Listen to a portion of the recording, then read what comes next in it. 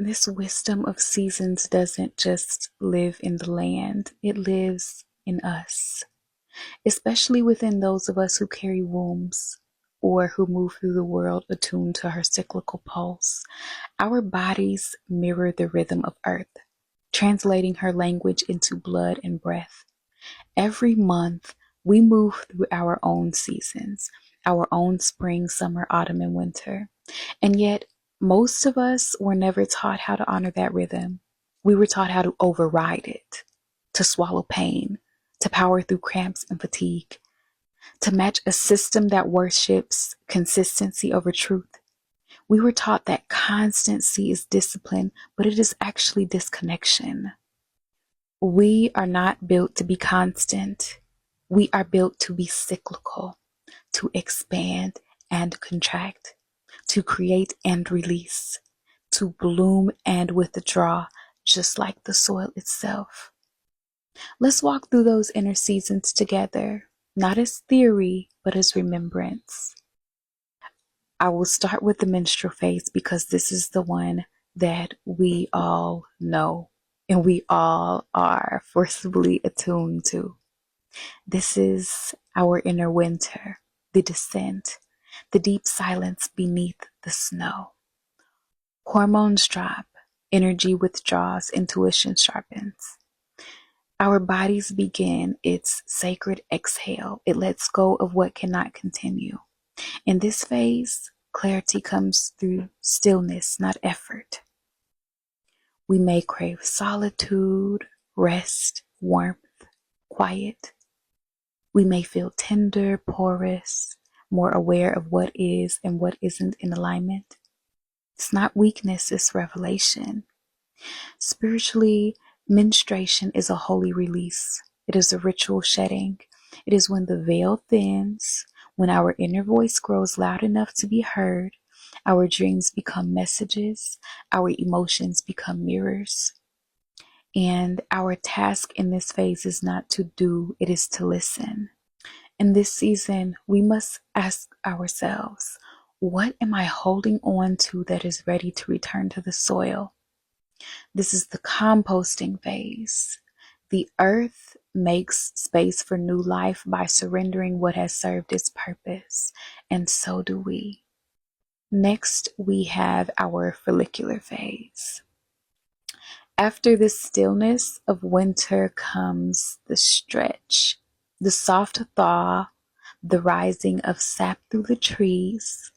Hormones begin to climb, our energy brightens, our mind clears up, our curiosity returns. Ideas sprout like seedlings after rain.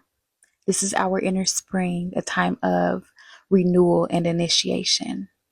Play becomes sacred again. Imagination opens the door. We feel lighter, clearer, and more alive. It is the season for planting new seeds, projects, intentions, prayers, possibilities. But we must remember that spring energy is tender.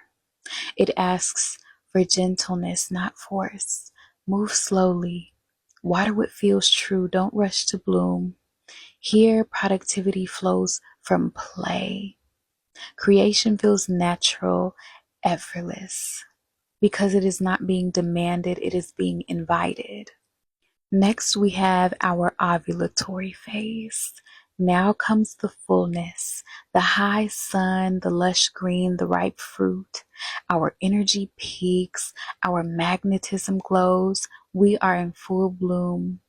This is our season of visibility, expression, and outward connection. Our words carry warmth. Our presence radiates clarity and confidence. It is a time to share what has been cultivated, to collaborate, to speak truth, to be witnessed. But it's not about performance, it is about offering. When you pour from overflow, your giving becomes sacred. We must honor our yes carefully here. Summer can seduce us into overextending and giving too much of our harvest away. Remember, even abundance needs boundaries. Our radiance is a resource. We must protect it with intention. This is the time to shine without burning out, to express without extracting, to let our work move through us, not cost us. And last but not least, we have our luteal phase. This is where the light begins to soften, the body senses the coming descent, energy starts to wane, inviting us back home to ourselves. This is our inner autumn, the season of refinement, of discernment, of gentle closure. The mood shifts from expansion to evaluation. This is where we may feel more sensitive, more honest, less tolerant of noise. It's not irritability, it is insight. Our body is calling us to release what is heavy and to simplify before winter comes. This is the time to finish what was started, to organize, to clarify, to make peace with endings. Spiritually, it is the gathering of the final harvest, collecting what will nourish us through the darker days ahead. We must ask ourselves, what needs to be completed? What needs to be released? What needs to be left unspoken until spring returns? This is not the time to push forward. It is the time to prepare the ground, to honor the sacred pause that always follows creation. When we honor these inner seasons, we stop fighting our own nature. We stop demanding perpetual bloom from a body that was designed to rest. We stop punishing ourselves for needing the same grace we grant the land. This cyclical intelligence is ancient. Our grandmothers knew it before industrial times stole their rhythm. They cooked, birthed, rested, and created in time with the moon, not the clock. Their labor was guided by pulse, not performance. They didn't measure their value by output, but by alignment, by how deeply they moved with the rhythm of life itself. When we forget that rhythm, we don't just exhaust our bodies, we exhaust the very soil of our spirit. And when we return to it, the body becomes oracle again. The womb becomes altar again. The cycle becomes ceremony again. Not a burden, not a horror, nor inconvenience.